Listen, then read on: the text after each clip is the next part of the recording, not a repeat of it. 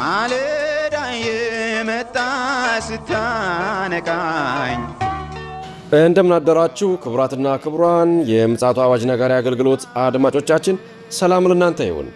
የማለዳ ቁርሳችንን አሁን ጀምረናል። አዘጋጅ እና አቅራቢ ፓስተር አለማየሁ ነሞ። መልካም ጊዜ ሆነላችሁ። ከሕይወት ምንጭ ውሃ ስታረካኝ ሰላም ጤና ይስጥልን። እንደምን አደራችሁ። ይህ በምፅዓቱ አዋጅ ነጋሪ አገልግሎት እየተዘጋጀ የሚቀርብ የማለዳ ቁርስ ፕሮግራማችን ነው። ወደ ዛሬው የማለዳ ቁርስ ፕሮግራም ከማለፋችን በፊት ይህንን ማለዳ በምሕረትና በቸርነቱ የሰጠንን እግዚአብሔር አምላካችንንና አባታችንን አብረን አመስግነን ወደ ዛሬው የማለዳ ቁርስ እናልፋለን። የዘላለም አምላክ እግዚአብሔር ሆይ በጌታ በኢየሱስ ክርስቶስ ስም ስለ ምሕረትህና ስለ ቸርነትህ ስለ በጎነትህና ስለ መልካምነትህ በኢየሱስ ክርስቶስ ስም እናመሰግንሃለን። አንተ ታላቅ ኃያል ብርቱ አምላክ ነህ። ክብር ምስጋና ለአንተ ይሁን። በደምህ አጥበህ በቁስልህ ፈውሰህ መርገማችንን በእንጨት ላይ ወስደህ በልጅ በኢየሱስ ክርስቶስ ባርከህ ልጆችህ ስላደረከን እናመሰግንሃለን። በዚህ ደግሞ በአንተ ደስ ይለናል። እነሆ ደግሞ ይህ ማለዳ ባርክልን፣ ቃልህን ደግሞ ባርክልን። ቃል መንፈስ በሕይወታችን እንዲሠራ እንድታስተምረን፣ በቃል መንገድህን እንድታሳየኝ፣ ሕይወታችንን እንድታንጽ በኢየሱስ ክርስቶስ ስም እንጠይቃለን። ሁሉ ለስም ክብር ይሁን በኢየሱስ ክርስቶስ ጌታና ጻድቅ ስም። እንግዲህ እየተመለከትን ያለነው ሁለተኛ የጴጥሮስ መልእክት ምዕራፍ 1 ነው። በትናንትና 2 ቁጥር 13 ነበረ እየተመለከትነው። ሁልጊዜ በዚህ ማደሪያ ሳለሁ ማሳሰቤን ላነቃችሁ የሚገባኝ ይመስለኛል ይላል። እንግዲህ እግዚአብሔር በሰጠን ተልኮ በዚህ ምድር እያለን ነው ተልኳችንን ልንፈጽም የሚገባው። ለሰው ልጆችም ወንጌልን ልናደርስና የዳኑትን ደግሞ ዕለት ዕለት ዝግጁ እንዲሆኑ ለክርስቶስ ኢየሱስ ምጽአትም ማዘጋጀት ያለብን እውነተኛ ደቀ መዝሙር ሆነው የክርስቶስን ሕይወት መኖር እንዲችሉ መርዳትና ማገዝ ያለብን በዚህ ምድር ሳለን ነው። ጴጥሮስ ይህንን የሚለው ምክንያቱም ይህ አካላችን ማደሪያ እንጂ የዘላለም ቤታችን አይደለም። ለዘላለምም አብሮን አይኖርም።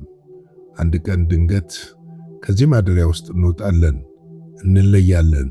ለዘላለም የዘላለም መኖሪያ ስላለን፣ የዘላለም ቤት ስላለን፣ የዘላለም ቦታና ሀገር ስፍራ ስላለን፣ ስለዚህ ወገኖቼ በዚህ ማደሪያ ሳለን ኢየሱስ ክርስቶስን ልናከብረውና ስለ ኢየሱስ ክርስቶስ ለትውልድ ሁሉ ልንናገር እንዲሁም ደግሞ ልናነቃ ሰዎችን ልናዘጋጅ የተሰጠንን የወንጌል አደራ በምድር እያለን ልንወጣ ያስፈልጋል።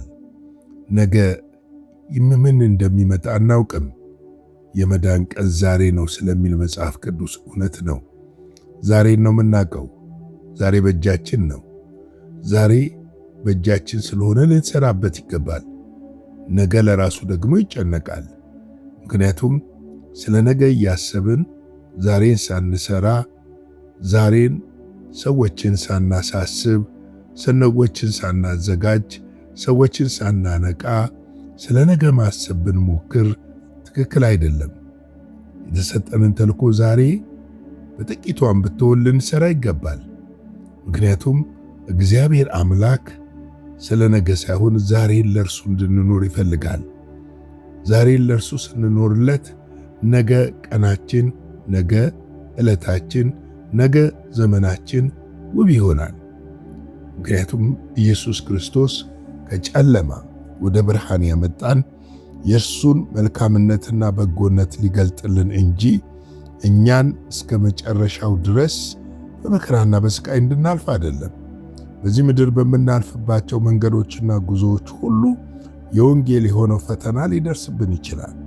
ያንን ደግሞ ሽልማትና አክሊል እንደሆነ እየቆጠርን ሰዎችን ግን ይህንን ሕያውና ቅዱስ የሆነውን ቃል ማሳሰብና መናገርን ቸል ማለት የለብንም።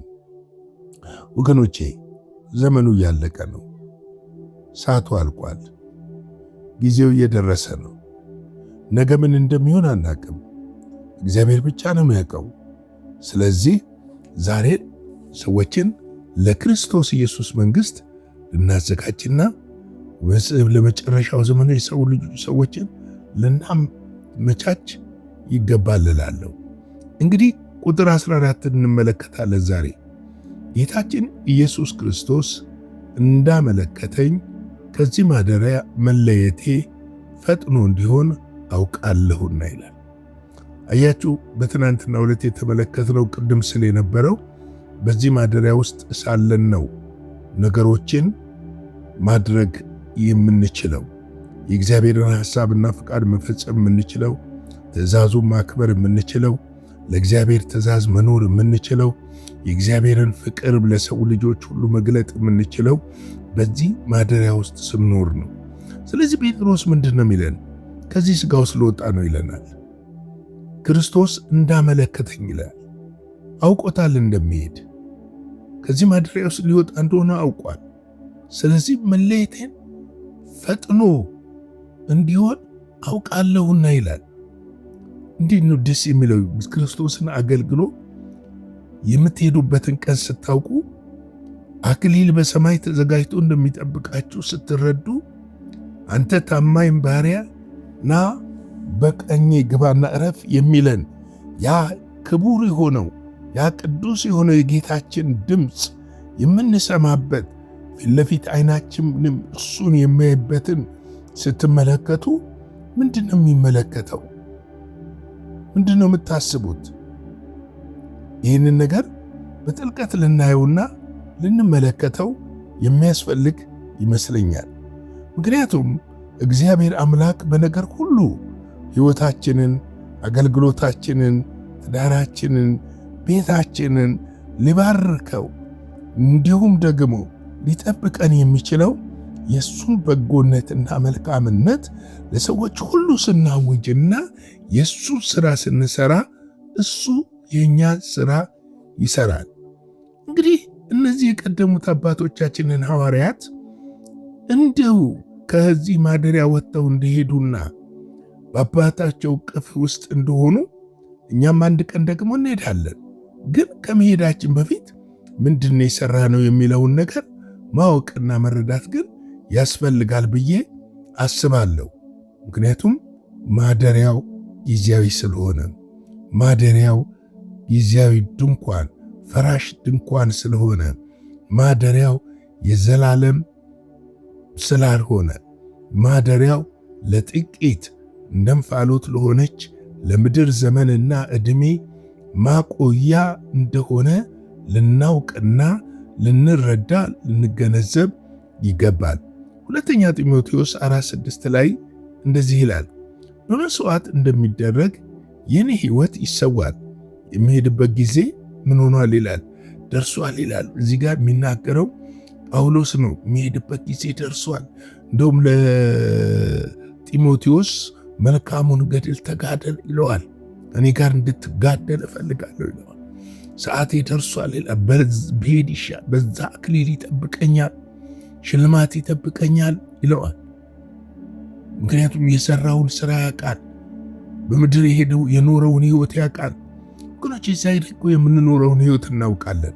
አንዳንድ ጊዜ ራሳችንን በራሳችንን ካላታለልን በስተቀረ ምን አይነት ሕይወት እየኖርን እየሰራን እየኖርን እንዳለ እናውቀዋለን እኮ እንረዳዋለን እኮ።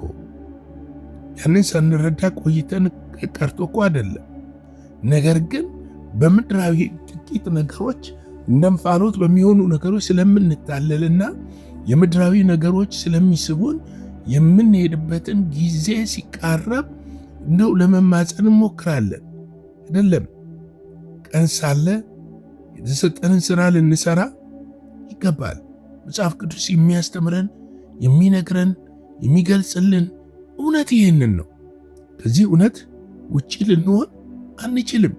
ምክንያቱም እግዚአብሔር በዚህ ምድር ያስቀምጠን ካዳነን በኋላ ቤተ ክርስቲያን በዚህ ምድር እንድትሆን ያደረገበት ትልቁ ምክንያት ይህንን ትልቁን የመለኮትን ተልኮ እሱ ሰማይን ጥሎ ሰው የሆነበትንና ለሰው ዋጋ የከፈለበትን የሞተበትን የተነሳበትን ተመልሶ የሚመጣበትን ዓላማ ለሰው ዘር ሁሉ እንድታሳውቅ፣ እንድታስተምር፣ እንድትናገር ነው በምድር እግዚአብሔር አምላክ ቤተ ክርስቲያንን ያስቀመጠው። ዮሐንስ ወንጌል ምዕራፍ 13 ቁጥር 36 እንዲህ ይላል፣ ስምዖን ጴጥሮስ ጌታ ሆይ ወዴት ትሄዳለህ አለው። ኢየሱስም ወደምሄድበት አሁን ልትከተለኝ አትችልም፣ ነገር ግን በኋላ ትከተለኛለህ ብሎ መለሰለት። ምን ማለቱ ነው? ወዴት ነው? ጌታ ኢየሱስ ክርስቶስ ስለሞቱ በተናገረበት ሰዓት፣ እኔ ልሄድ ነው ባላቸው ሰዓት፣ በመስቀል ሞት እንደሚሞት እየነገራቸው ባለበት ሰዓት ጴጥሮስ ይህንን ጥያቄ ጠየቀው። አሁን አታውቀውም አለ። ነገር ግን ኋላ ትከተለኛለህ አለው። ኋላ ትከተለኛለህ ያለው ጴጥሮስ በምድር ሆኖ የክርስቶስን ተልኮ ማስፈጸም ስለነበረበትና የእርሱ ጊዜ የእርሱ ተራ ገና ስለሆነ ነው። ለዚህ ነው እዚህ ሁለተኛ ጴጥሮስ ምዕራፍ 1 ላይ ቁጥር 14 ላይ መጥቶ ግን ከዚህ ማደሪያ መለየት ፈጥኖ እንዲሆን አውቄያለሁና ብሎ ያወቀውን የተረዳውን ነገር ይነግረዋል። ነገር ግን በዚህ ማደሪያ ውስጥ እንደማይቆይ፣ ይህ ማደሪያ ጊዜያዊ እንደሆነ ኢየሱስ ክርስቶስ ለስምዖን ጴጥሮስ አመልክቶት እንደነበረ ልንረዳ ያስፈልጋል። ቁጥር ዮሐንስ ወንጌል 21 ቁጥር 18 ደግሞ እውነት እውነት እልሃለሁ አንተ ጎልማሳ ሳለህ ወገብህን በገዛ ራስህ ትታጠቅ ወደምትሄድበትም ትሄድ ነበረ። ነገር ግን በሸመገልክ ጊዜ እጆችህን ትዘረጋለህ፣ ሌላውም ያስታጥቅሃል፣ ወደምትወደውም ይወስድሃል አለው።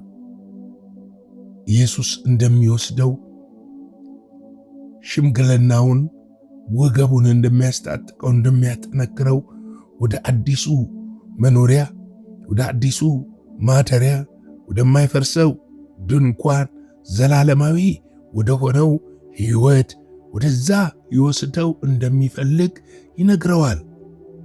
የሚገርም ነው። ይህንን ነው የሚነግረው። ዮሐንስ 21:19 ላይ ደግሞ በምን አይነት ሞት እግዚአብሔር እያከብር ዘንድ እንዳለው ሲያመለክተው ይህንን አለው። ይህንንም ብሎ ተከተለኝ አለው ይላል። የመጨረሻውን የነገረው መጨረሻ በምን አይነት ሞት እንደሚሄድና ወደ ክርስቶስ ኢየሱስ እንዴት እንደሚጓዝ የተናገረበት ክፍል እንደሆነ እንመለከታለን። እንግዲህ ወገኖቼ ለእኔና ለእናንተም ቢሆን ክርስቶስ ኢየሱስ ሊመጣ በደጅ ባለበት ሰዓት ድንገት የሰው ልጅ መጥቶ ንጥቀት ከመሆኑ በፊት እኔና እናንተ ምንድን ያደረግነው? ምንድን የሰራነው? እግዚአብሔር በሰጠን ዕድሜ፣ እግዚአብሔር በሰጠን ጸጋ፣ እግዚአብሔር በሰጠን ቀን፣ እግዚአብሔር በሰጠን ሰዓት ምን ሰራንበት? እስቲ ቆም ብላችሁ አስቡ። ሲያሳባችሁን ኮሜንት ላይ አጋሩን። ጌታ ጸጋ ሰላም ከእናንተ ጋር ይሁን። ላይክ፣ ሼር፣ ሰብስክራይብ ማድረግ አይረሳ። ዛሬውን የማለዳ ቁርስ በዚህ መልክ አጭር ጸሎት አድርገን እንቋጨዋለን። የዘላለም አምላክ እግዚአብሔር ሆይ በጌታ በኢየሱስ ክርስቶስ ስም ስለ ምሕረትህና ስለ ቸርነትህ ስለ በጎነትህና ስለ መልካምነት ሁሉ እናመሰግንሃለን። ክብር ከዘላለም እስከ ዘላለም ለታላቁ ስም ይሁን። አንተ ቸር መሐሪ ነህና በዚህ በመጨረሻው ዘመን ደግሞ ወገኖቼንና እኔን በደምህ ሸፍነህ ኃይልና ጉልበት ሆነህን ብርታትንና ጸጋን ሰጥተህን ለዛች ለአንተ ቀን እንድታበቃን በኢየሱስ ክርስቶስ ስም እንጠይቀሃለን። ሁሉ ለስምህ ክብር ይሁን። ስለ ሁሉ ነገር ተመስገን። ቀኑን ሁሉ ባርክልን፣ ከክፉ ሁሉ ጠብቀን፣ በደምህ ሸፍነን። በኢየሱስ ጌታ ድንቅ ስም አሜን። በነበረን የመልእክት ክፍለ ጊዜ እንደተባረካችሁ ተስፋ እናደርጋለን። በነገው ማለዳ በሌላ ዝግጅት እንገናኛለን። መልካም ቀን።